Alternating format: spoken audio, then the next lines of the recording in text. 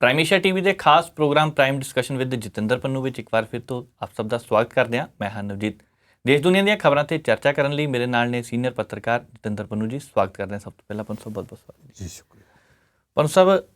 Congress high command ਨੇ ਕਿਹਾ ਕਿ ਕੈਪਟਨ ਅਮਰਿੰਦਰ ਸਿੰਘ ਨੂੰ 9 ਸਾਲ ਤੁਹਾਨੂੰ ਮੁੱਖ ਮੰਤਰੀ ਬਣਾਇਆ, ਪਰ ਹੁਣ ਜਿਹੜੇ ਗੁੱਸੇ ਗਿਲੇ ਸ਼ਿਕਵੇ ਹੈ ਇਹ ਕਾਹਤੋਂ ਸਾਹਮਣੇ ਆ ਰਿਹਾ। ਦੂਸਰੇ ਪਾਸੇ ਭਾਜਪਾ ਨੂੰ ਲੱਗਣ ਲੱਗ ਪਿਆ ਕਿ ਉਹ ਰਾਸ਼ਟਰਵਾਦੀ ਨੇਤਾ ਨੇ। ਇਹ ਸਾਰੀ ਜਿਹੜੀ ਹੁਣ ਕੋਣੀ ਮੋੜ ਆ ਰਿਹਾ ਸਿਆਸਤ ਵਿੱਚ, ਕਿਵੇਂ ਦੇਖਦੇ ਆ? ਕੋਈ ਕੋਣੀ ਮੋੜ ਨਹੀਂਗਾ, ਸਾਰੇ ਪਾਸੇ ਮੌਕਾ ਪ੍ਰਸਤੀ ਹੈ। ਕੈਪਟਨ ਅਮਰਿੰਦਰ ਸਿੰਘ ਨੇ ਕਾਫੀ ਦੇਰ ਤੱਕ ਆਪਣੇ ਆਪ ਤੇ ਜ਼ਬਤ ਰੱਖਿਆ ਜੀ। 6-7 ਮਹੀਨਿਆਂ ਤੋਂ ਨਵਜੋਤ ਸਿੰਘ ਸਿੱਧੂ ਤੇ ਉਹਦੇ ਸਾਥੀ ਉਹਦੇ ਉੱਤੇ ਹਮਲਾਵਰੀ ਕਰ ਰਹੇ ਸੀ। ਉਹ ਚੁੱਪ ਕੀ ਤਰ੍ਹਾਂ ਜਵਾਬ ਨਹੀਂ ਸੀ ਦਿੰਦਾ। ਜਦੋਂ ਉਹਨੂੰ ਕੌੜਾ ਘੁੱਟ ਭਰਨਾ ਪਿਆ, ਪੰਜਾਬ ਕਾਂਗਰਸ ਦੀ ਪ੍ਰਧਾਨਗੀ ਨਵਜੋਤ ਸਿੰਘ ਸਿੱਧੂ ਨੂੰ ਦਿੱਤੀ। ਉਦੋਂ ਵੀ ਉਹਨੇ ਭਾਸ਼ਣ ਕੀਤਾ ਤੇ ਉਹੀ ਦੱਸੀ ਗਿਆ, ਮੈਂ ਤਾਂ ਨਵਜੋਤ ਸਿੰਘ ਸਿੱਧੂ ਦੇ ਪਿਤਾ ਜੀ ਤੋਂ ਰਾਜਨੀਤੀ ਸਿੱਖੀ ਹੈ। ਜਦੋਂ ਇਹਦਾ ਜਨਮ ਹੋਇਆ ਮੈਂ ਚੀਨ ਦੇ ਬਾਰਡਰ 'ਤੇ ਸਾਂ। ਉਹਨੇ ਉਦੋਂ ਵੀ ਕੋਈ ਕੁੜਤਨ ਨਹੀਂ ਕੱਢੀ। ਹੁਣ ਜਦੋਂ ਉਹਦੇ ਕੋਲ ਸਾਰਾ ਕੁਝ ਖੋਹ ਲਿਆ, ਉਹਨੂੰ ਮਜਬੂਰ ਕਰਤਾ ਅਸਤੀਫਾ ਦੇਣ ਲਈ, ਉਹ ਵੀ ਭੜਕ ਪਿਆ। ਉਹ ਕਹਿੰਦਾ ਰਾਹੁਲ ਗਾਂਧੀ, ਪ੍ਰਿਅੰਕਾ ਗਾਂਧੀ ਬੱਚੇ ਹੈਗੇ, ਇਹਨਾਂ ਨੂੰ ਅਕਲ ਕੋਈ ਨਹੀਂ। ਸਲਾਹਕਾਰ ਜੋ ਕਹਿੰਦੇ ਮੰਨ ਲੈਂਦੇ ਆ। ਜਦੋਂ ਮੈਂ ਇਹਨਾਂ ਦੀ ਮੰਮੀ ਕੋਲ ਗਿਆ ਸੀ, ਮੇਰਾ ਅਸਤੀਫਾ ਲੈ ਲੈਂਦੀ ਅਸਤੀਫਾ ਮੇਰਾ। ਮੈਨੂੰ ਬਾਅਦ 'ਚ ਜਿਸ ਤਰ੍ਹਾਂ ਜਲੀਲ ਕੀਤਾ ਗਿਆ। ਹੁਣ ਉਹਦੇ ਉੱਤੇ ਕੱਲ੍ਹ ਕਾਂਗਰਸ ਦੀ ਬੁਲਾਰਾ ਜਿਹੜੀ ਬੀਬੀ ਆ, ਉਹਨੇ ਇਹ ਕਹਿ ਤਾ ਕਿ ਰਾਜਨੀਤੀ 'ਚ ਗੁੱਸੇ ਲਈ ਕੋਈ ਥਾਂ ਨਹੀਂ ਹੁੰਦੀ ਅਤੇ ਕੈਪਟਨ ਸਾਹਿਬ ਇੰਨਾ ਗੁੱਸਾ ਨਾ ਕੱਢਣ। ਉਹ ਕਹਿੰਦਾ ਗੁੱਸੇ ਦੀ ਥਾਂ ਲਈ ਜਲਾਲਤ ਹੈਗੀ ਆ, ਜਲਾਲਤ ਵਾਸਤੇ ਥਾਂ ਰੱਖ ਲਈ ਤੁਹਾਂ। ਮੈਨੂੰ ਜਲੀਲ ਕੀਤਾ ਗਿਆ, ਮੈਂ ਇੰਨੇ ਸਾਲਾਂ ਵਾਸਤੇ ਆ ਕੀਤਾ। ਹੁਣ ਕਾਂਗਰਸ ਕਹਿੰਦੀ ਹੈ ਜੀ 9.5 ਸਾਲ ਅਸੀਂ ਮੁੱਖ ਮੰਤਰੀ ਬਣਾਇਆ ਜੀ। ਇਹ ਵੀ ਗੱਲ ਠੀਕ ਹੈ। ਅੱਛਾ, ਗੱਲ ਇਹਦੀ ਵੀ ਠੀਕ, ਉਹਦੀ ਵੀ ਠੀਕ, ਉਹਦੀ ਵੀ ਠੀਕ, ਉਹਦੀ ਵੀ ਠੀਕ, ਉਹਦੀ ਵੀ ਠੀਕ। ਵਿੱਚ ਅਣਕ ਉਹਦੀ ਆ ਭਾਰਤੀ ਜਨਤਾ ਪਾਰਟੀ। ਉਹਨਾਂ ਦੇ ਲੀਡਰ ਨੇ ਕਹਿ ਦਿੱਤਾ ਕਿ ਕੈਪਟਨ ਅਮਰਿੰਦਰ ਸਿੰਘ ਤੇ ਰਾਸ਼ਟਰਵਾਦੀ ਨੇਤਾ, ਸਾਡੀ ਪਾਰਟੀ ਵੱਲੋਂ ਆਫਰ ਹੈ ਸਾਡੇ 'ਚ ਆ ਜੇ। ਇਹ ਜਿਹੜੇ ਭਾਜਪਾ ਦੇ ਲੀਡਰ ਨੇ, ਇਹਨਾਂ ਦਾ ਤੀਸਰਾ ਨੇਤਰ ਪਰਸੋਂ ਚੌਥ ਖੁੱਲ੍ਹਾ, ਪਹਿਲਾਂ ਨਹੀਂ ਦੇਖਦਾ। ਜਦੋਂ ਇਹ ਤੀਜੇ ਦਿਨ ਕਹਿੰਦੇ ਹੁੰਦੇ ਸੀ ਉਹਦੇ ਘਰ 'ਚ ਅਰੂਸਾ ਆਲਮ ਰਹਿੰਦੀ ਹੈ, ਜਦੋਂ ਇਹ ਕਹਿੰਦੇ ਹੁੰਦੇ ਸੀ ਇਨਕੁਆਇਰੀ ਕਰਾਉਣੀ ਚਾਹੀਦੀ ਆ, ਸਾਡੇ ਦੇਸ਼ ਦੇ ਭੇਦ ਲੀਕ ਹੁੰਦੇ ਆ, ਉਦੋਂ ਨਹੀਂ ਸੀ ਪਤਾ। ਉਦੋਂ ਤੇ ਉਹਦੇ ਉੱਤੇ ਕਿੰਨੇ ਕਿਸਮ ਦੇ ਦੋਸ਼ ਲਾਉਂਦੇ ਰਹੇ, ਅਤੇ ਹੁਣ ਰਾਤੋਂ ਰਾਤ ਨੈਸ਼ਨਲਿਸਟ ਹੋ ਗਿਆ ਜੀ। ਹੁਣ ਜਿਹੜਾ ਸਿੱਧੂ ਆ ਉਹ ਐਂਟੀ ਨੈਸ਼ਨਲ ਹੋ ਗਿਆ। ਜੇ ਇੱਧਰ ਨਾ ਆਉਂਦਾ, ਕਾਂਗਰਸ ਵਿੱਚ ਉਹਨੂੰ ਚੱਜ ਦੇ ਥਾਂ 'ਤੇ ਬਹਾਲ ਨਾ ਕੀਤਾ ਜਾਂਦਾ, ਫਰਜ਼ ਕਰੋ ਸਿੱਧੂ ਇੱਕ ਐਲਾਨ ਕਰ ਦਿੰਦਾ ਕਿ ਮੈਂ ਭਾਜਪਾ ਚੱਲਿਆ, ਇਹਨਾਂ ਸਾਰਿਆਂ ਨੇ ਰਾਤੋਂ ਰਾਤ ਆਖਣਾ ਸੀ ਸਿੱਧੂ ਨਾਲ ਦਾ ਨੈਸ਼ਨਲਿਸਟ ਕੋਈ ਨਹੀਂ। ਉਹਦੇ ਖਿਲਾਫ ਦੋਸ਼ ਕੀ ਲਾਉਂਦੇ ਆ? ਪਾਕਿਸਤਾਨੀ ਫੌਜ ਦੇ ਜਰਨੈਲ ਨੂੰ ਜੱਫੀ ਪਾਈ, ਇਮਰਾਨ ਖਾਨ ਦੇ ਕੋਲ ਗਿਆ। ਤੁਹਾਡਾ ਪ੍ਰਧਾਨ ਮੰਤਰੀ ਬਿਨਾਂ ਕਿਸੇ ਸੱਦੇ ਤੋਂ, ਸੱਦੀ ਨਾ ਬੁਲਾਈ ਵਾਲੀ ਗੱਲ, ਮਾਸਕੋ ਗਿਆ, ਮਾਸਕੋ ਤੋਂ ਕਾਬਲ ਗਿਆ, ਕਾਬਲ ਤੋਂ ਦਿੱਲੀ ਨੂੰ ਮੁੜਦਿਆਂ ਲਾਹੌਰ ਉਤਰ ਕੇ ਉਹਨਾਂ ਦੇ ਪ੍ਰਧਾਨ ਮੰਤਰੀ ਨਵਾਜ਼ ਸ਼ਰੀਫ ਦੇ ਘਰ ਜਾ ਵੜਿਆ। ਉਹਦੀ ਪੋਤੀ ਦੇ ਵਿਆਹ ਦਾ ਸ਼ਗਨ ਪਾਇਆ, ਨਵਾਜ਼ ਸ਼ਰੀਫ ਦੀ ਮਾਤਾ ਨੂੰ ਜਾ ਕੇ ਚਰਨ ਵੰਦਨਾ ਕੀਤੀ। ਇੱਥੇ ਦੀਨਾਨਗਰ ਦੇ ਵਿੱਚ ਐਡਾ ਕੁਛ ਹੋ ਗਿਆ। ਪਾਕਿਸਤਾਨ ਦੀ ਖੁਫੀਆ ਏਜੰਸੀ ISI, ਜਿਹਨੂੰ ਦਿਹਾੜੀ 'ਚ ਤੁਸੀਂ 5 ਵਾਰ ਭੰਡਦੇ ਜੇ, ਉਹਦੇ ਮੁਖੀ ਨੂੰ ਅਤੇ ਪਾਕਿਸਤਾਨ ਦੀ ਫੌਜ ਦੇ ਆਰਮੀ ਇੰਟੈਲੀਜੈਂਸ ਦੇ ਚੀਫ ਨੂੰ, ਦੋਵਾਂ ਨੂੰ ਸੱਦ ਕੇ ਤੁਸੀਂ ਪਠਾਨਕੋਟ ਦੇ ਏਅਰਬੇਸ ਦੇ ਵਿੱਚ ਵਾੜਿਆ। ਜਦੋਂ ਪਠਾਨਕੋਟ ਦੇ ਉੱਤੇ ਹਮਲਾ ਹੋਇਆ ਏਅਰਪੋਰਟ ਸਟੇਸ਼ਨ 'ਤੇ, ਐਂਟੀ ਨੈਸ਼ਨਲ ਦੀਆਂ ਗੱਲਾਂ ਉਦੋਂ ਤੁਹਾਡੇ ਬਾਰੇ ਵੀ ਕਈਆਂ ਨੇ ਲੋਕਾਂ ਨੇ ਆਖੀਆਂ ਸੀ। ਫਿਰ ਕਿਹਦੀ ਕਿਹਦ ਕਰੋਗੇ? ਇਹ ਨਿੱਕੀਆਂ ਨਿੱਕੀਆਂ ਗੱਲਾਂ ਨੂੰ ਲੈ ਕੇ ਜਿਸ ਤਰ੍ਹਾਂ ਇੱਕ ਦੂਸਰੇ ਚਾਂਦਬਾਜ਼ੀ ਹੋ ਰਹੀ ਹੈ, ਇਹ ਫਜ਼ੂਲ ਗੱਲਾਂ। ਪੰਜਾਬ ਦੇ ਲੋਕ ਇਹਦੇ ਤੋਂ ਆਵਾਜ਼ਾਰ ਨੇ। ਠੀਕ ਹੈ, ਕੈਪਟਨ ਅਮਰਿੰਦਰ ਸਿੰਘ ਨੂੰ ਕੁਰਸੀ ਛੱਡਣੀ ਪਈ, ਛੱਡ ਹੀ ਦਿੱਤੀ ਹੈ। ਜਾਂ ਤਾਂ ਛੱਡਦਾ ਨਾ, ਅੜ ਜਾਂਦਾ ਜੀ ਮੈਂ ਨਹੀਂ ਛੱਡਦਾ, ਕਰ ਲਓ ਕੀ ਕਰੋਗੇ, ਮੇਰੇ ਖਿਲਾਫ ਨੋ ਕੌਨਫੀਡੈਂਸ ਮੋਸ਼ਨ ਲਿਆਓਗੇ, ਤੁਸੀਂ ਲਿਆਓ, ਮੈਂ ਵੱਖਰੀ ਪਾਰਟੀ ਬਣ ਲਓ। ਜੇ ਨਹੀਂ ਬਣੀ, ਕੁਰਸੀ ਛੱਡਤੀ ਹੈ, ਅਤੇ ਹੁਣ ਇਹ ਆਖਣਾ ਮੈਂ ਸਿੱਧੂ ਦੇ ਮੁਕਾਬਲੇ ਕੈਂਡੀਡੇਟ ਖੜ੍ਹਾ ਕਰੂੰਗਾ, ਇਹਦਾ ਮਤਲਬ ਮੈਂ ਵੱਖਰੀ ਪਾਰਟੀ ਬਣਾਊਂਗਾ, ਦਬਕੇ ਮਾਰਨੇ ਜੀ। ਇਹਦਾ ਵੀ ਕੋਈ ਬਹੁਤਾ ਚੰਗਾ ਅਸਰ ਨਹੀਂ। ਸਿੱਧੂ ਗਰੁੱਪ ਨੇ ਪਹਿਲਾਂ ਜੋ ਕੀਤਾ ਉਹ ਕੁਝ ਮਾਮਲਿਆਂ 'ਚ ਹੱਦ ਤੋਂ ਵੱਧ ਸੀ, ਕੁਝ ਗੱਲਾਂ ਜ਼ਰੂਰਤ ਤੋਂ ਜ਼ਿਆਦਾ ਜਲੀਲ ਕਰਨ ਤੱਕ ਗਏ। ਉੱਥੋਂ ਤੱਕ ਨਾ ਜਾਂਦੇ, ਕੁਝ ਕੁੜੱਤਨਾਂ ਇਹਨਾਂ ਵਧਾ ਲਈਆਂ, ਕੁਝ ਵਧੀਆਂ ਕੁੜੱਤਨਾਂ 'ਚ ਹੁਣ ਭਾਜਪਾ ਵਾਲੇ ਕੁੰਡੀ ਪਾਉਂਦੇ ਆ ਕਿ ਲੀਡਰ ਸਾਨੂੰ ਮਿਲ ਜੇ। ਜੇ ਮਿਲ ਗਿਆ ਨਾ ਫਰਜ਼ ਕਰੋ ਕੈਪਟਨ ਅਮਰਿੰਦਰ ਸਿੰਘ ਉੱਧਰ ਆ ਗਿਆ, ਆਹ ਜਿਹੜਾ ਤਰਨ ਚੁੱਗ ਤੁਰਿਆ ਫਿਰਦਾ, ਇਸ ਲੀਡਰ ਨੂੰ ਵੇਖੋ ਪੰਜਾਬ ਦੇ ਵਿੱਚ ਕਿਸੇ ਨੇ ਪੁੱਛਣਾ ਨਹੀਂ। ਕਿਸੇ ਸ਼ਵੇਤ ਮਲਕ ਨੂੰ, ਕਿਸੇ ਅਸ਼ਵਨੀ ਸ਼ਰਮਾ ਨੂੰ ਫਿਰ ਕੈਪਟਨ ਕੈਪਟਨ ਕੈਪਟਨ ਕੈਪਟਨ ਹੋਇਆ ਕਰੋਗੇ, ਤੁਸੀਂ ਉਹਦੇ ਮਗਰ ਮਗਰ ਬਸਤਾ ਚੁੱਕ ਕੇ ਤੁਰਿਆ ਕਰੋਗੇ। ਕਿਉਂ ਸੱਦਣ ਡਏ ਹੋ ਜੀ? ਉਹਦੇ ਸਾਹਮਣੇ ਤੁਹਾਡਾ ਸਾਰਿਆਂ ਦੇ ਕੱਦ ਬੌਣੇ ਹੋ ਜਾਣੇ, ਤਾਂ ਉਹਦੇ ਸਾਹਮਣੇ ਲੱਭਣਾ ਨਹੀਂ। ਅੱਛਾ, ਉਹ ਜਾਣ ਵੀ ਨਹੀਂ ਲੱਗਾ, ਕਿਉਂਕਿ ਇਸ ਉਮਰ 'ਚ ਜਾ ਕੇ ਉਹ ਜਿਹੜਾ ਮੁਹਾਵਰਾ ਕਿ ਇਸ ਆਖਰੀ ਉਮਰ ਮੇਂ ਕਿਆ ਖਾਕ ਮੁਸਲਮਾਨ ਹੋਂਗੇ, ਸਾਰੀ ਉਮਰ ਜਿਹਨੇ ਭਾਜਪਾ ਨੂੰ ਭੰਡਿਆ ਅੱਜ ਭਾਜਪਾ 'ਚ ਚੱਲ ਜਾਵੇ, ਲੋਕਾਂ ਨੂੰ ਮੂੰਹ ਕੇ ਵਿਖਾਊਗਾ। ਇਸ ਕਰਕੇ ਉਹਨੇ ਇੱਥੇ ਕੋਈ ਨਹੀਂ ਜਾਣਾ।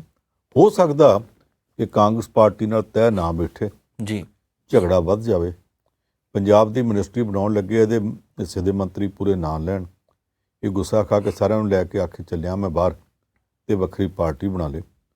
ਪਾਰਟੀ ਤੇ ਵੱਖਰੀ ਬਣਾ ਸਕਦਾ, ਪਰ ਇਹ ਗੱਲ ਬੜੀ ਸਾਫ਼ ਹੈ ਕਿ ਭਾਜਪਾ ਵਾਲੇ ਜਿੰਨੇ ਮਰਜ਼ੀ ਇਹਦੇ ਆਪਣੇ ਦਰਵਾਜ਼ੇ ਅੱਗੇ ਤੇਲ ਚੋਈ ਜਾਣ ਕਿ ਕੈਪਟਨ ਅਮਰਿੰਦਰ ਸਿੰਘ ਜੀ ਆ ਰਹੇ ਨੇ, ਉੱਥੇ ਇਹ ਨਹੀਂ ਜਾਣ ਲੱਗਾ ਜੀ। ਇਹ ਤਾਂ ਭੁੱਲ ਜਾਣ। ਉਹ ਚਾਹ ਕੇ ਇਸ ਕਰਕੇ ਰੱਖਦੇ ਆ ਕਿ ਕੈਪਟਨ ਅਮਰਿੰਦਰ ਸਿੰਘ ਦਾ ਭਣੋਈਆ ਨਟਵਰ ਸਿੰਘ ਸਾਰੀ ਉਮਰ ਦਾ ਕਾਂਗਰਸੀ ਸੀ, ਜਦੋਂ ਕਰਪਸ਼ਨ ਦੇ ਕੇਸਾਂ 'ਚ ਫਸ ਗਿਆ, ਵਿਦੇਸ਼ ਮੰਤਰੀ ਹੁੰਦਾ ਸੀ ਭਾਰਤ ਦਾ ਮਨਮੋਹਨ ਸਿੰਘ ਦੇ ਨਾਲ, ਤੇ ਉਹ ਭਾਜਪਾ ਚਲਾ ਗਿਆ ਸੀ ਆਪਣੇ ਪੁੱਤਰ ਨੂੰ ਟਿਕਟ ਦਿਵਾਉਣ ਵਾਸਤੇ। ਇਹ ਝਾਕ ਰੱਖਦੇ ਆ ਕਿ ਸ਼ਾਇਦ ਨਟਵਰ ਸਿੰਘ ਦੇ ਰਾਹੀਂ ਕੁੰਡੀ ਪਾਵਾਂਗੇ ਤੇ ਅਮਰਿੰਦਰ ਸਿੰਘ ਆਜੂ। ਜਿੰਨੀ ਮੇਰੀ ਸਮਝ ਆ, ਅਮਰਿੰਦਰ ਸਿੰਘ ਇਹਨਾਂ 'ਚ ਨਹੀਂ ਜਾ ਸਕਦਾ। ਇਹੀ ਤਾਂ ਆਪਾਂ ਨੂੰ ਸਭ ਪੁਰਾਣੀਆਂ ਚੀਜ਼ਾਂ ਜਿਹੜੀਆਂ ਹੁਣ ਕੱਢ ਲਿਆਉਂਦੇ ਆ। ਦੂਸਰੇ ਪਾਸੇ ਸ਼੍ਰੋਮਣੀ ਅਕਾਲੀ ਦਲ ਨੇ ਨਵੇਂ ਮੁੱਖ ਮੰਤਰੀ ਦੀ ਰਿਹਾਇਸ਼ ਘੇਰਨੀ ਹੈ, ਮਾਰਚ ਕਰਨਾ, ਉਦੋਂ ਨੂੰ ਇਹਦੀ ਕੀ ਜ਼ਰੂਰਤ ਪੈ ਗਈ? ਦੇਖੋ, ਉਹਨਾਂ ਨੇ ਮੁੱਦਾ ਚੁੱਕਿਆ ਕਿ ਜਿਹੜਾ ਭਾਰਤ ਮਾਤਾ ਪ੍ਰਾਜੈਕਟ ਹੈ ਉਹਦੇ 'ਚ ਸੜਕਾਂ ਵਾਸਤੇ ਜ਼ਮੀਨ ਐਕਵਾਇਰ ਕੀਤੀ ਜਾ ਰਹੀ ਹੈ, ਉਹਦੇ ਪੈਸੇ ਬਹੁਤ ਘੱਟ ਦਿੱਤੇ ਜਾ ਰਹੇ ਜੀ। ਜੋ ਭਾਰਤ ਮਾਤਾ ਪ੍ਰਾਜੈਕਟ ਦੀਆਂ ਸੜਕਾਂ ਨੇ ਤੇ ਉਹਦੇ 'ਚ ਜ਼ਮੀਨਾਂ ਦੇ ਪੈਸੇ, ਜਿੰਨੀ ਕੁ ਮੇਰੀ ਜਾਣਕਾਰੀ ਹੈ, ਉਹ ਤਾਂ ਫਿਰ ਕੇਂਦਰ ਸਰਕਾਰ ਦੇਊਗੀ, ਤੇ ਪੰਜਾਬ ਦੇ ਮੁੱਖ ਮੰਤਰੀ ਦੀ ਕੋਠੀ ਕਿਉਂ ਘੇਰਨੀ? ਕੋਈ ਮੁੱਦਾ ਵੀ ਹੋਵੇ, ਪਹਿਲਾਂ ਚਿੱਠੀ ਪਾ ਕੇ ਤੇ ਦੁੱਖ ਰੋਈਦਾ, ਫਿਰ ਗੱਲ ਕਰਨ ਜਾਈਦਾ, ਫਿਰ ਮੀਟਿੰਗਾਂ ਕਰੀਦੀਆਂ, ਉਹਦੇ ਤੋਂ ਬਾਅਦ ਰੋਸ ਕਰੀਦਾ। ਅੱਜ ਤੱਕ ਕਦੇ ਇਹ ਨਹੀਂ ਹੋਇਆ ਕਿ ਕੋਈ ਮੁੱਖ ਮੰਤਰੀ ਬਣਿਆ ਹੋਵੇ ਤੇ ਆਪੋਜੀਸ਼ਨ ਪਾਰਟੀ 1 ਮਹੀਨੇ ਤੋਂ ਵੀ ਪਹਿਲਾਂ ਉਹਦੇ ਖਿਲਾਫ ਮੁਜ਼ਾਹਰਾ ਕਰਨ ਤੁਰ ਪਵੇ। ਇੱਥੇ 21 ਤਰੀਕ ਨੂੰ ਸਹੁੰ ਚੁੱਕਦਾ ਉਹ, ਤੇ 23 ਤਰੀਕ ਨੂੰ ਇਹ ਕਹਿ ਦਿੰਦੇ ਆ ਕਿ ਅਸੀਂ ਤਾਂ ਉਹਦੇ ਖਿਲਾਫ ਚੱਲੇ ਹਾਂ ਜੀ ਮੁਜ਼ਾਹਰਾ ਕਰਨ ਜੀ। 20 ਤਰੀਕ ਨੂੰ ਸਹੁੰ ਚੁੱਕੀ ਹੈ, ਜੇ ਮੈਂ ਭੁੱਲਦਾ ਨਹੀਂ। ਅੱਛਾ, 3-4 ਦਿਨਾਂ ਦੇ ਅੰਦਰ ਅੰਦਰ ਇਹ ਉਹਦੇ ਖਿਲਾਫ ਮੁਜ਼ਾਹਰਾ ਕਰਨ ਦਾ ਐਲਾਨ ਕਰ ਦਿੰਦੇ, ਅਸੀਂ ਤਾਂ ਉਹਦੀ ਕੋਠੀ ਘੇਰਨ ਵਾਸਤੇ ਜਾਣਾ, ਕੋਠੀ ਵੱਲ ਜਾਣਾ। ਲੋਕ ਤੁਹਾਨੂੰ ਕਹਿਣਗੇ ਕੀ? ਇੱਦਾਂ ਦੇ ਕੱਚ ਘਰੜ ਫੈਸਲੇ ਅਕਾਲੀ ਦਲ ਕਿਉਂ ਕਰਦਾ? ਇਹ ਅੱਜ ਗਏ ਗਵਰਨਰ ਨੂੰ ਮੈਮੋਰੰਡਮ ਦੇ ਕੇ, ਬਿਲਕੁਲ ਠੀਕ ਕੀਤਾ, ਹੱਕ ਬਣਦਾ ਸੀ। ਗਵਰਨਰ ਨੇ ਮੈਮੋਰੰਡਮ ਨਵੇਂ ਮੁੱਖ ਮੰਤਰੀ ਚਰਨਜੀਤ ਸਿੰਘ ਚੰਨੀ ਨੂੰ ਭੇਜ ਦੇਣਾ, ਚੰਨੀ ਆਪੇ ਵੇਖੇ, ਕੋਈ ਗੱਲ ਨਹੀਂ, ਉਹਨੂੰ ਵੇਖਣ ਦਾ ਸਮਝਣ ਦਾ ਟਾਈਮ ਦਿਓ। ਹੋ ਸਕਦਾ ਕਿ ਨਵਾਂ ਮੁੱਖ ਮੰਤਰੀ ਤੁਹਾਨੂੰ ਗੱਲਬਾਤ ਲਈ ਸੱਦ ਰਿਹਾ, ਹੋ ਸਕਦਾ ਗੱਲਬਾਤ ਕੋਈ ਰਾਹ ਨਿਕਲ ਆਵੇ, ਪਰ ਗੱਲਬਾਤ ਵੀ ਨਹੀਂ ਕੀਤੀ। ਮੈਮੋਰੰਡਮ ਵੀ ਗਵਰਨਰ ਨੂੰ ਬਾਅਦ 'ਚ ਦਿੱਤਾ ਤੇ ਪਹਿਲਾ ਐਲਾਨ ਕਰਤਾ ਕਿ 29 ਤਰੀਕ ਨੂੰ ਉਹਦੇ ਖਿਲਾਫ ਮੁਜ਼ਾਹਰਾ ਕਰਨ ਜਾਣਾ ਜੀ। ਲੋਕ ਤੁਹਾਨੂੰ ਕੀ ਕਹਿਣਗੇ ਵੀ 1 ਹਫ਼ਤੇ ਤੋਂ ਵੀ ਪਹਿਲਾਂ ਤੁਸੀਂ ਉਹਦਾ ਮੁਜ਼ਾਹਰਾ ਕਰਨ ਤੁਰ ਪਏ, ਜਾਂ ਮੈਂ ਤੁਸੀਂ ਡੀਕਦੇ ਪਏ ਵੀ ਨਵਾਂ ਮੁੱਖ ਮੰਤਰੀ ਬਣੇ ਤੇ ਇੱਕ ਮੁਜ਼ਾਹਰਾ ਹੋਰ ਕਰੀਏ? ਕੁਝ ਥੋੜ੍ਹਾ ਜਿਹਾ ਸਿਆਸੀ ਚੱਜ ਵਿਚਾਰ ਦੇ ਹਿਸਾਬ ਨਾਲ ਚੱਲਣਾ ਚਾਹੀਦਾ। ਮੇਰਾ ਖਿਆਲ ਹੈ ਕਿ ਇਹਦੇ 'ਚ ਕਾਹਲ ਕਦਮੀ ਕਰ ਰਿਹਾ। ਕਿਸਾਨਾਂ ਦੀਆਂ ਮੰਗਾਂ ਬਿਲਕੁਲ ਜਾਇਜ਼ ਆ ਜੀ, ਜਿਨ੍ਹਾਂ ਦੀਆਂ ਜ਼ਮੀਨਾਂ ਅਕਵਾਇਰ ਹੋ ਰਹੀਆਂ ਉਹਨਾਂ ਨੂੰ ਜਿੰਨੇ ਬਣਦੇ ਉਹਨਾਂ ਦੇ ਹੱਕ ਮਿਲਣੇ ਚਾਹੀਦੇ ਆ। ਅਸੀਂ ਇਸ ਪੱਖ 'ਚ ਉਹਨਾਂ ਦੀ ਜਿੱਥੇ ਵੀ ਗੱਲਬਾਤ ਹੋਵੇ, ਮੈਂ ਸਮਝਦਾ ਕਿ ਉਹਨਾਂ ਦੇ ਹੱਕ 'ਚ ਸਿਰਫ ਸਾਨੂੰ ਨਹੀਂ, ਸਮੁੱਚੇ ਪੰਜਾਬੀਆਂ ਨੂੰ ਖਿਲਾਉਣਾ ਚਾਹੀਦਾ। ਪਰ ਵਿਰੋਧ ਦੀ ਪਾਰਟੀ ਜਿਹੜੀ ਆ ਉਹ ਇੱਕਦਮ ਉੱਠ ਕੇ ਹਫ਼ਤੇ ਤੋਂ ਵੀ ਪਹਿਲਾਂ ਮੁੱਖ ਮੰਤਰੀ ਦਾ ਘਰ ਘੇਰਨ ਤੁਰ ਪਈ ਤੇ ਲੋਕਾਂ 'ਚ ਬੁਰਾ ਪ੍ਰਭਾਵ ਜਾਊਗਾ। ਇਹ ਕਰਨ ਤੋਂ ਜੇ ਇਹ ਗਰੇਜ ਕਰ ਲੈਣ ਠੀਕ ਆ, ਨਹੀਂ ਤੇ ਜਮਹੂਰੀ ਪਾਰਟੀ ਇਹਨਾਂ ਦਾ ਹੱਕ ਬਣਦਾ, ਕਰੀ ਜਾਣ, ਕੌਣ ਰੋਕੇਗਾ? ਰੋਕਣਾ ਕਿਸੇ ਨਹੀਂ। ਪੰਜ ਸਾਹਿਬ, ਰੂਟ ਪਲਾਨ ਹੈ, ਕੀ ਪਤਾ ਬਦਲ ਕੇ ਜਿਹਦਾ ਸਿਸਮਾ ਵਾਲੇ ਪਾਸਿਓਂ ਸਿੱਧੇ ਦਿੱਲੀ ਚੱਲ ਗਏ ਸੀ, ਇਹ ਵੀ ਹੁਣ ਪਾਰਲੀਮੈਂਟ ਨਾਲ ਦੁਬਾਰਾ ਘੇਰਨ ਚੱਲ ਜਾਣ, ਕੀ ਪਤਾ? ਜਿੱਦਾਂ ਮਰਜ਼ੀ ਕਰ ਲੈਣ, ਕੋਈ ਗੱਲ ਨਹੀਂ। PM ਕੇਅਰਸ ਫੰਡ ਦੀ ਗੱਲ ਜ਼ਰੂਰ ਕਰਨੀ ਆਪਾਂ ਨੂੰ ਸਾਹਿਬ, ਕਿਉਂਕਿ ਮਾਮਲਾ ਹੁਣ ਅਦਾਲਤ ਵਿੱਚ ਚਲਾ ਗਿਆ। ਅਜੇ ਤੱਕ ਇਹ ਨਹੀਂ ਦੱਸਿਆ ਜਾ ਰਿਹਾ ਕਿ ਇਹ ਫੰਡ ਸਰਕਾਰੀ ਹੈ ਜਾਂ ਕਿੱਦਾਂ ਚੱਲਦਾ ਹੈ। RTI ਦੀ ਪਹਿਲਾਂ ਗੱਲ ਵੀ ਹੋਈ ਸੀ, ਪਰ ਕੁਝ ਵੀ ਸਪਸ਼ਟ ਨਹੀਂ ਹੋ ਰਿਹਾ। ਕਿਵੇਂ ਦੇਖਦੇ ਆ ਹੁਣ ਮਾਮਲਾ ਅਦਾਲਤ ਵਿੱਚ ਜੋ ਚੱਲ ਗਿਆ? ਦੇਖੋ, ਜਿਹੜਾ PM ਕੇਅਰਸ ਹੈ, ਜਿੰਨੀ ਕੁ ਮੇਰੀ ਜਾਣਕਾਰੀ, ਇਹ prime minister citizen assistance and relief in emergency fund ਹੈ। ਜਿਹੜਾ ਰਿਲੀਫ ਇਨ ਐਮਰਜੈਂਸੀ ਫੰਡ ਹੈ, ਜਿਹਦੇ ਸ਼ੁਰੂ 'ਚ ਪ੍ਰਾਈਮ ਮਿਨਿਸਟਰ ਲੱਗਦਾ, ਉਹਦੇ ਬਾਰੇ ਐਫੀਡੇਵਿਟ ਦਿੱਤਾ ਅਦਾਲਤ ਤੋਂ ਜਾ ਕੇ ਕਿ ਇਹ ਪ੍ਰਾਈਵੇਟ ਫੰਡ ਹੈ, ਇਹ ਸਰਕਾਰ ਦਾ ਫੰਡ ਨਹੀਂ ਜੀ। ਜੇ ਸਰਕਾਰ ਦਾ ਫੰਡ ਨਹੀਂ ਤੇ ਇਹਦੇ ਸ਼ੁਰੂ 'ਚ ਪ੍ਰਾਈਮ ਮਿਨਿਸਟਰ ਕਿਉਂ ਲਿਖਿਆ? ਇਹਦੇ ਟਰਸਟੀਆਂ ਦੇ ਵਿੱਚ ਦੇਸ਼ ਦਾ ਪ੍ਰਾਈਮ ਮਿਨਿਸਟਰ, ਦੇਸ਼ ਦਾ ਗ੍ਰਹਿ ਮੰਤਰੀ ਅਮਿਤ ਸ਼ਾਹ, ਦੇਸ਼ ਦਾ ਰੱਖਿਆ ਮੰਤਰੀ ਰਾਜਨਾਥ ਸਿੰਘ, ਦੇਸ਼ ਦੀ ਖਜ਼ਾਨਾ ਮੰਤਰੀ ਨਿਰਮਲਾ ਸੀਤਾਰਮਨ, ਇਹ ਸਾਰੇ ਲੋਕ ਇਸ ਗੈਰ ਸਰਕਾਰੀ ਫੰਡ 'ਚ ਸ਼ਾਮਲ ਕਿਉਂ? ਭਾਰਤ ਸਰਕਾਰ ਦੀ ਜਿਹੜੀ ਆਪਣੀ ਵੈਬਸਾਈਟ ਜਿਹੜਾ ਡੋਮੇਨ ਆ, ਜਿਹੜਾ .gov ਯਾਨੀ ਗਵਰਨਮੈਂਟ ਜੀ .in ਫਾਰ ਇੰਡੀਆ, ਉਹਦੇ ਉੱਤੇ ਇਹਨੂੰ ਸਾਈਟ ਕਿਉਂ ਦਿੱਤੀ ਗਈ? ਭਾਰਤ ਸਰਕਾਰ ਦਾ 3 ਸ਼ੇਰਾਂ ਵਾਲਾ ਨਿਸ਼ਾਨ ਇਹਨੂੰ ਕਿਉਂ ਦਿੱਤਾ ਗਿਆ? ਇਹ ਸਾਰਾ ਕੁਝ ਦੱਸਦਾ ਕਿ ਸਰਕਾਰੀ ਪ੍ਰਭਾਵ ਦਿੱਤਾ ਗਿਆ। ਦੂਜੀ ਗੱਲ, ਜੇ ਇਹ ਗੈਰ ਸਰਕਾਰੀ ਫੰਡ ਹੈ ਤੇ ਫਿਰ ਇਹਨੂੰ ਨਮੋ ਫੰਡ ਕਹਿ ਦਿੰਦੇ, NM ਫੰਡ ਕਹਿ ਦਿੰਦੇ, ਨਰਿੰਦਰ ਮੋਦੀ ਫੰਡ ਕਹਿ ਦਿੰਦੇ। ਇਹਨੂੰ ਪ੍ਰਾਈਮ ਮਿਨਿਸਟਰ ਫੰਡ ਕਿਉਂ ਕਿਹਾ ਗਿਆ? ਫਰਜ਼ ਕਰੋ ਕੱਲ੍ਹ ਨੂੰ ਜਤਿੰਦਰ ਪੰਨੂ ਨਾਂ ਦੇ ਇੱਕ ਬੰਦੇ ਦਾ ਦਿਮਾਗ ਖਰਾਬ ਹੋ ਜੇ, ਉਹ ਆਖੇ ਮੈਂ ਫੰਡ ਕ੍ਰੀਏਟ ਕਰਨਾ, ਸ਼ੁਰੂਆਤ ਇੱਥੋਂ ਕਰਦੇ। ਭਾਰਤ ਦਾ ਰਾਸ਼ਟਰਪਤੀ relief fund, President of India POI CARES fund, ਕੀ ਮੈਂ ਦੇਸ਼ ਦੇ ਰਾਸ਼ਟਰਪਤੀ ਦੇ ਨਾਂ ਦੇ ਉੱਤੇ ਪ੍ਰਾਈਵੇਟ ਫੰਡ ਖੜਾ ਕਰ ਸਕਦਾ? ਮੈਂ ਕਹਿ ਦਿਆਂ ਸਪੀਕਰ ਲੋਕ ਸਭਾ ਕੇਅਰਸ ਫੰਡ .gov.in ਕਿ ਭਾਰਤ ਸਰਕਾਰ ਮੈਨੂੰ ਕਰ ਦੇਊਗੀ?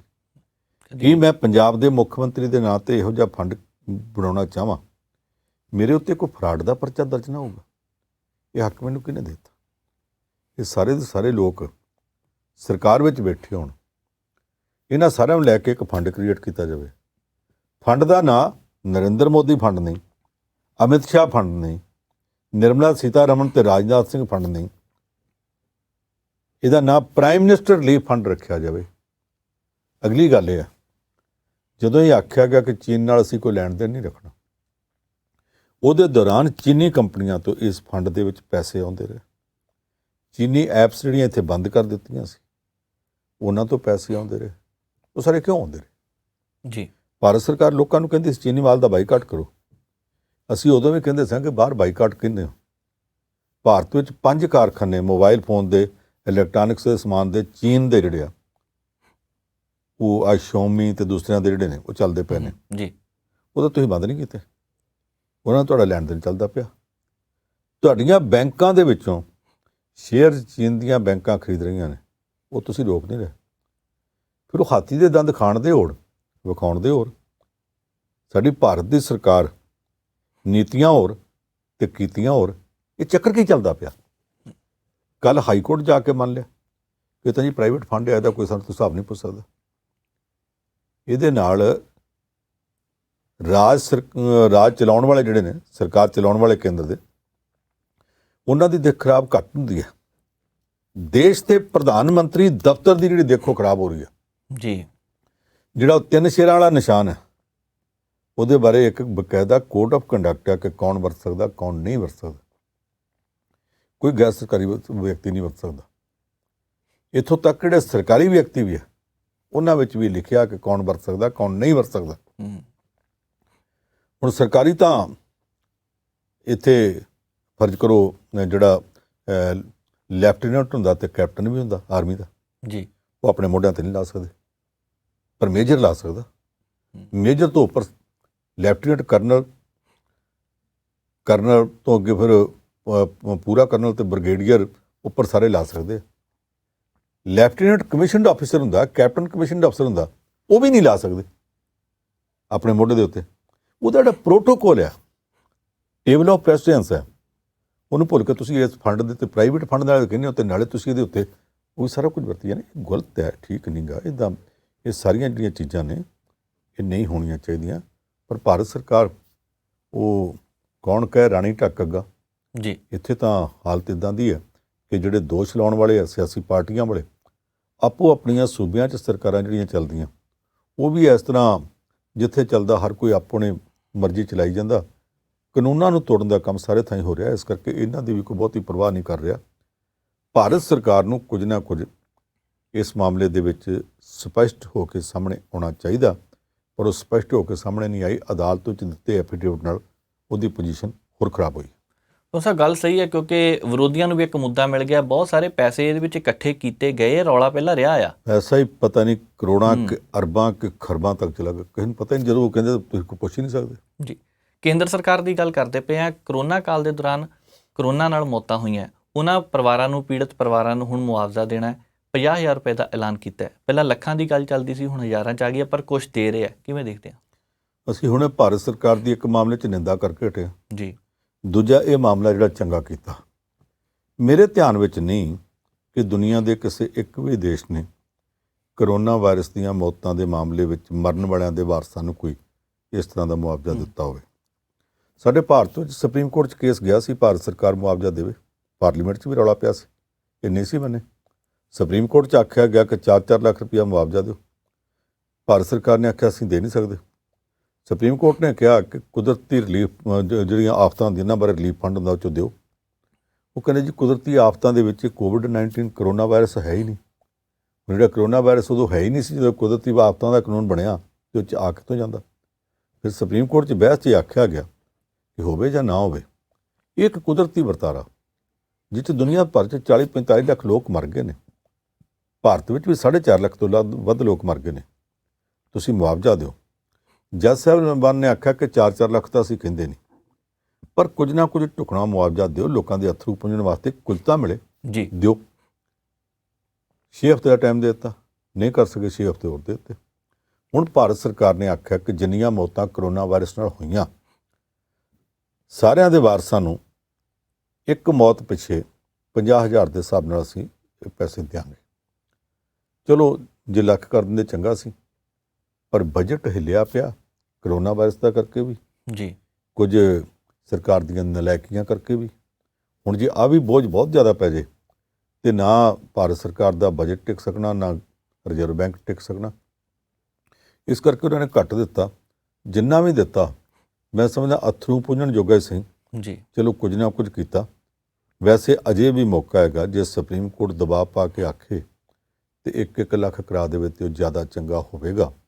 4 ਲੱਖ ਵਾਲੀ ਗੱਲ ਤੇ ਮੈਂ ਵੀ ਨਹੀਂ ਕਹਿੰਦਾ, ਜੀ, ਪਰ ਕੁਝ ਨਾ ਕੁਝ ਕਰਨਾ ਚਾਹੀਦਾ।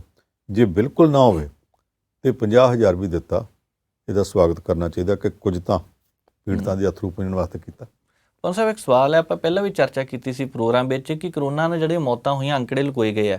ਹੁਣ ਪਿੰਡਾਂ ਵਿੱਚੋਂ ਫਿਰ ਜੇਕਰ ਕੋਈ ਆਵਾਜ਼ ਉੱਠਣੀ ਸ਼ੁਰੂ ਹੋ ਗਈ? ਬਿਲਕੁਲ ਹੋਊਗੀ। ਜਿਹੜੇ ਪਿੰਡਾਂ ਦੇ ਵਿੱਚ ਕਰੋਨਾ ਵਾਇਰਸ ਵਾਲੀਆਂ ਮੌਤਾਂ ਨੂੰ ਇਹ ਕਹਿ ਕੇ ਕਿ ਮੌਤਾਂ ਕਰੋਨਾ ਦੀਆਂ ਨਹੀਂ, ਇਹ ਤਾਂ ਜੀ ਐਵੇਂ ਟਾਈਫਾਈਡ ਹੋ ਗਿਆ ਸੀ, ਜੀ, ਉਹ ਜਿਨ੍ਹਾਂ ਦਾ ਸੰਸਕਾਰ ਕਰ ਦਿੱਤਾ ਗਿਆ ਸੀ ਜਾਂ ਦੱਬ ਦਿੱਤੇ ਗਏ ਸੀ, ਉਹਨਾਂ ਦੇ ਵਾਰਸ ਵੀ ਹੁਣ ਮੰਗਣਗੇ ਕਿ ਸਾਡਾ ਤਾਂ ਕਰੋਨਾ ਵਾਇਰਸ ਨਾਲ ਮਰਿਆ ਸੀ, ਸਾਨੂੰ ਸਰਪੰਚ ਨੇ ਜਾਂ ਸਾਨੂੰ ਪਟਵਾਰੀ ਨੇ ਜਾਂ ਸਾਨੂੰ SDM ਦਫ਼ਤਰ ਨੇ ਜਾਂ ਹੈਲਥ ਵਾਲਿਆਂ ਨੇ ਆ ਕੇ ਆਖਿਆ ਸੀ ਰੌਲਾ ਨਾ ਪਾਓ, ਕੇਸ ਵੱਧਦੇ ਆ, ਤੇ ਅਸੀਂ ਦਫ਼ਤਰ ਸੰਸਕਾਰ ਕਰਤਾ ਸੀ। ਉਹ ਸਾਰੇ ਹੁਣ ਰੌਲਾ ਪਾਉਣਗੇ ਕਿ ਮੁਆਵਜ਼ਾ ਸਾਨੂੰ ਵੀ ਦਿਓ। ਪੈਗਾਸਸ ਮਾਮਲੇ ਤੇ ਸੁਪਰੀਮ ਕੋਰਟ ਨੇ ਇੱਕ ਤਕਨੀਕੀ ਮਾਹਰਾਂ ਦੀ ਕਮੇਟੀ ਬਣਾਉਣ ਦੀ ਗੱਲ ਕਹਿ ਦਿੱਤੀ ਹੈ। ਲੇਟ ਫੈਸਲਾ ਲਿਆ ਜਾ ਰਿਹਾ ਹੈ ਜਾਂ ਚੰਗੀ ਗੱਲ ਹੈ? ਸਰਕਾਰ ਕੁਝ ਬੋਲਦੀ ਨਹੀਂ ਪਈ। ਇਹ ਸਾਰੀਆਂ ਚੀਜ਼ਾਂ ਵੀ ਇਕੱਠੀਆਂ ਹੋ ਗਈਆਂ ਬੰਦ ਸਾਹਿਬ। ਦੇਖੋ, ਪੈਗਾਸਸ ਜਸੂਸੀ ਮਾਮਲਾ ਹੁਣ ਤੱਕ ਦੇ ਜਿੰਨੇ ਜਸੂਸੀ ਮਾਮਲੇ ਉਹਨਾਂ ਸਾਰਿਆਂ ਤੋਂ ਖਤਰਨਾਕ। ਕੰਪਿਊਟਰ ਸਾਫਟਵੇਅਰ ਟੈਕਨੋਲੋਜੀ ਕਈ ਕਿਸਮ ਦੇ ਬਣੇ ਸਾਫਟਵੇਅਰ।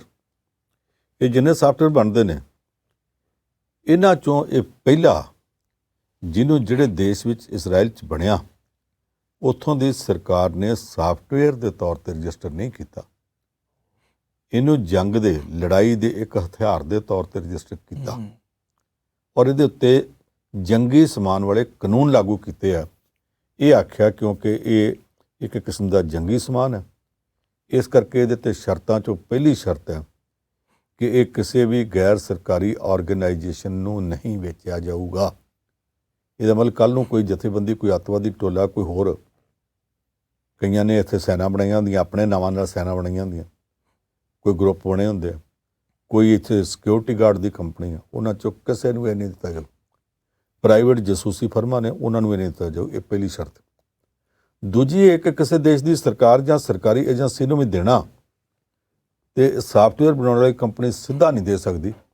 ਸਰਕਾਰ ਤੋਂ ਸਰਕਾਰ ਗੱਲ ਕਰਨੀ ਪਏਗੀ। ਜੀ, ਜਿਹੜੇ ਦੇਸ਼ ਜਾਣਾ, ਉਸ ਦੇਸ਼ ਦੀ ਸਰਕਾਰ ਤੇ ਇਸਰਾਈਲ ਦੀ ਸਰਕਾਰ ਗੱਲ ਕਰੇਗੀ। ਤੀਸਰੀ ਇਹ ਦੀਆਂ ਰਿਪੋਰਟਾਂ ਨੇ ਕਿ ਪਹਿਲਾਂ ਇਸ ਜਸੂਸੀ 'ਚ ਕਿਸੇ ਭਾਰਤੀ ਦਾ ਨਾਂ ਆਉਂਦਾ ਨਹੀਂ ਸੀ। ਜਿਸ ਦਿਨ ਇਸਰਾਈਲ ਦਾ ਸਾਬਕਾ ਪ੍ਰਧਾਨ ਮੰਤਰੀ ਬੈਂਜਾਮਿਨ ਨੇਤਨਯਾਹੂ ਤੇ ਸਾਡਾ ਪ੍ਰਧਾਨ ਮੰਤਰੀ ਨਰਿੰਦਰ ਮੋਦੀ ਮਿਲੇ, ਉਹਦੇ ਤੋਂ ਅਗਲੇ ਦਿਨ ਜਸੂਸੀ ਵਿੱਚ ਭਾਰਤੀ ਲੋਕਾਂ ਦੇ ਨਾਂ ਆਉਣੇ ਸ਼ੁਰੂ ਹੋ ਗਏ। ਸਮਝਿਆ ਜਾਂਦਾ ਕਿ ਉਸ ਦਿਨ ਦੋਵਾਂ 'ਚ ਗੁਪਤ ਸਮਝੌਤਾ ਹੈ। ਜੀ ਇਹ ਮਾਮਲਾ ਅਦਾਲਤ ਵਿੱਚ ਸੀ। ਕਈ ਵਾਰ ਆਖਣ ਦੇ ਬਾਵਜੂਦ ਸਰਕਾਰ ਨੇ ਕਹਿਤਾ ਅਸੀਂ ਐਫੀਡੇਵਿਟ ਨਹੀਂ ਦੇਣਾ, ਅਸੀਂ ਐਕਸਪਰਟ ਕਮੇਟੀ ਬਣਾਵਾਂਗੇ। ਅਦਾਲਤ ਨੇ ਆਖਿਆ ਅਸੀਂ ਬਣਾਵਾਂਗੇ। ਹੁਣ ਜੇ ਦੋ ਐਕਸਪਰਟ ਕਮੇਟੀਆਂ ਬਣ ਗਈਆਂ, ਇੱਕ ਐਕਸਪਰਟ ਕਮੇਟੀ ਅਦਾਲਤ ਦੀ, ਇੱਕ ਸਰਕਾਰ ਦੀ ਹੈ, ਇਹ ਦੋਵੇਂ ਇੱਕ ਦੂਸਰੇ ਦਾ ਰਸਤਾ ਕੱਟਣਗੀਆਂ ਕਿ ਆਪਸ ਵਿੱਚ ਤਾਲਮੇਲ ਕਰਕੇ ਚੱਲਣਗੀਆਂ। ਇਹਦੇ ਨਾਲ ਮੁਸ਼ਕਿਲ ਵੀ ਆ ਸਕਦੀ ਹੈ। ਅਜੇ ਗੱਲ ਫਾਈਨਲ ਨਹੀਂ ਹੋਈ, ਜਦੋਂ ਹੋ ਜੇ ਬਾਅਦ 'ਚ ਪਤਾ ਲੱਗੂਗਾ।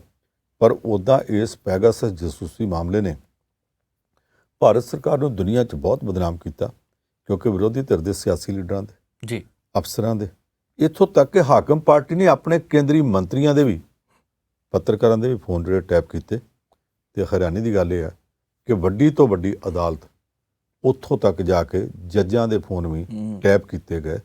ਜਿਹੜਾ ਇਹ ਕੰਮ ਹੁੰਦਾ ਰਿਹਾ, ਸੁਪਰੀਮ ਕੋਰਟ ਦੇ ਸਾਬਕਾ ਜੱਜ ਦੇ ਨਾਂ ਦੇ ਖਿਲਾਫ ਇੱਕ ਔਰਤ ਨੇ ਦੋਸ਼ ਲਾਏ ਸੀ, ਉਸ ਔਰਤ ਦਾ ਨਾਮ ਹੀ ਇਹ ਚਾਹੁੰਦਾ ਰਿਹਾ। ਜੀ ਇਹ ਸਾਰਾ ਕੁਝ ਜੋ ਹੋ ਜਾਏ ਨਾ, ਭਾਰਤ ਦੀ ਬਦਨਾਮੀ ਬਹੁਤ ਹੋਈ। ਔਰ ਸਾਨੂੰ ਨਤਾਰਾ ਦੇਖਦੇ ਕਦੋਂ ਹੁੰਦਾ, ਪਰ ਜਾਂਚ ਅੱਗੇ ਵੱਲ ਤੁਰੀ ਹੈ। ਤੁਸੀਂ ਖਬਰਾਂ ਤੇ ਚਰਚਾ ਕੀਤੀ ਹੈ, ਬਹੁਤ ਬਹੁਤ ਧੰਨਵਾਦ। ਸੋ ਉਮੀਦ ਕਰਦੇ ਹਾਂ ਤੁਹਾਨੂੰ ਇਹ ਪ੍ਰੋਗਰਾਮ ਜ਼ਰੂਰ ਪਸੰਦ ਆਇਆ ਹੋਣਾ। ਹੁਣ ਮੈਨੂੰ ਨਵਜੀਤ ਨੂੰ ਦਿਓ ਇਜਾਜ਼ਤ। ਦੇਖਦੇ ਰਹੋ ਪ੍ਰਾਈਮ ਏਸ਼ੀਆ ਟੀਵੀ, ਤੁਹਾਡਾ ਆਪਣਾ, ਤੁਹਾਡੇ ਲਈ।